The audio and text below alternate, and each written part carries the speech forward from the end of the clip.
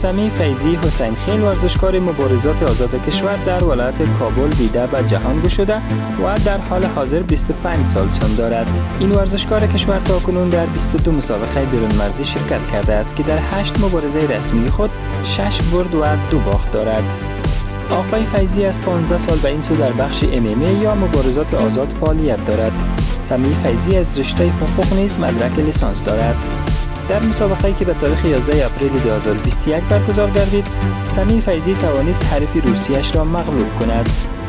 سمیع فیضی میگوید که MMA در افغانستان در حال پیشرفت است و افغانستان در بین کشورهای آسیایی جایگاه خاصی را کسب نموده است.